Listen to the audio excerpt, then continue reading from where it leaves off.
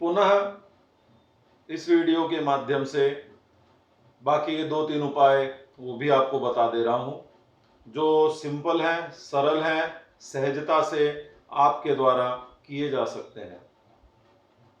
संतान प्राप्ति हेतु तीसरा उपाय है, यदा त्रयोदशी शुक्ला मंदवारेण संयुता व्रतम आरंभयेत तत्र संतान फल सिद्धये। शुक्ल पक्ष की त्रयोदशी और उस दिन शनिवार हो, उस वक्त प्रदोष काल में त्रयोदशी होनी जरूरी है। और त्रयोदशी के दिन प्रदोष का व्रत होता है, तो जो प्रदोष शनि प्रदोष कहा जाता है, उस दिन से आप दोनों जो दंपति हैं, संतान प्राप्ति की कामना से पूर्ण श्रद्धा, पूर्ण विश्वास से महाराज सांब सदाशिव, सांब स अंब, अंब माने मां भगवती, राजराजेश्वरी, पार्वती, दुर्गा देवी, और सदाशिव जो सदा मंगल देने वाले हैं, उनकी शरण में बैठकर प्रातः काल से निराहार रह करके और सायं प्रदोष काल के समय तक बिल्कुल निराहार रहे। आप जल पी सकते हैं, आप दूध पान कर सकते हैं, और आपसे न रहा जाता हो तो आप फल खा सकते हैं। तो प्रदोष काल में महाराजाधिराज सांब सदाशिव की पूजन और दूध से अभिषेक करके, और आप समर्थ हैं तो घृत से अभिषेक करके, घृत से अभिषेक करके आप एक माला, उसके उपरांत पूजन के उपरांत नमः शिवाय, ओम उच्चारण नहीं, नमः शिवाय। और जो माताएं, बहनें, भाभियां हैं हमारी, दोस्त हैं हमारी, वो सब शिवाय नमः इस मंत्र का, शिवाय नमः इस मंत्र का उच्चारण और रुद्राक्ष की माला पर इसका आप जप करो प्रदोष काल में। और पूर्ण रूप से लहसुन, प्याज, मिर्ची, इन सब से दूर रहना। आपको बार बार वही कह रहा हूं, और पूर्ण विश्वास है, क्योंकि वो संतान सिद्ध होती है उससे। एक उपाय है, आप 41 दिन से लेकर 108 दिन पर्यंत जो आप कर सकें उस हिसाब से भूमि पर शयन करें, नित्य हनुमान जी की पूजा करें, सुंदरकांड का पाठ कर सकते हैं तो पाठ करें, न कर सकें 108 हनुमान चालीसा का पाठ पूर्ण मन से करें। हनुमान जी का विग्रह सामने हो, पूर्ण ब्रह्मचर्य से रहें।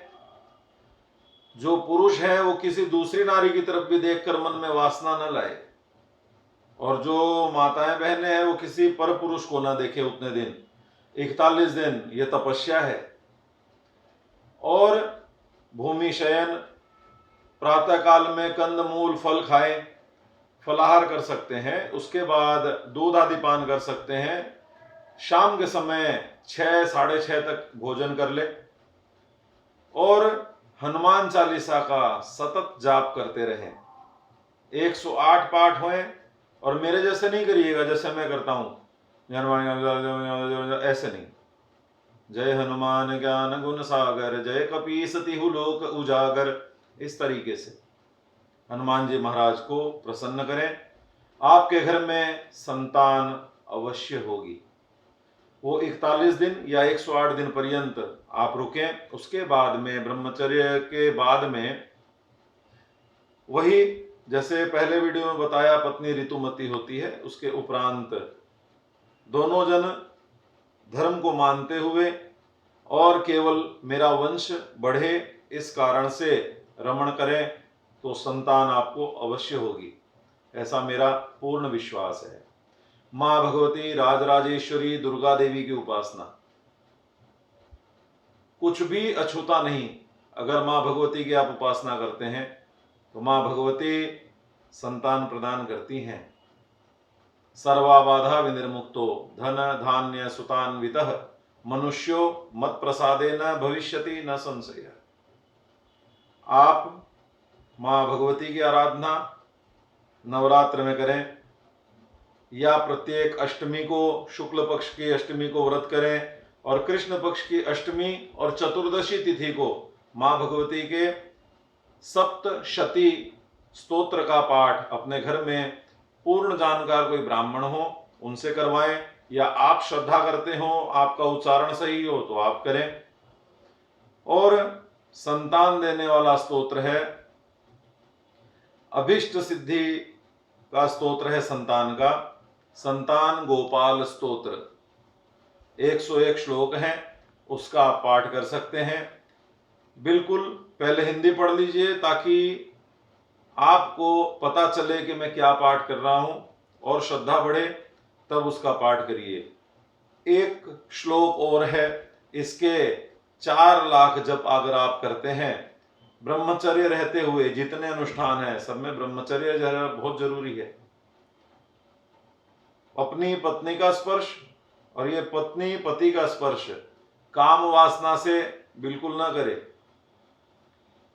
कुछ सामान ले रहे हैं उसमें स्पर्श हो गया हाथ का, वो अलग बात है। ब्रह्मचर्य अखंडित होना चाहिए। आप ये श्लोक का 4 लाख जप स्वयं भी कर सकते हैं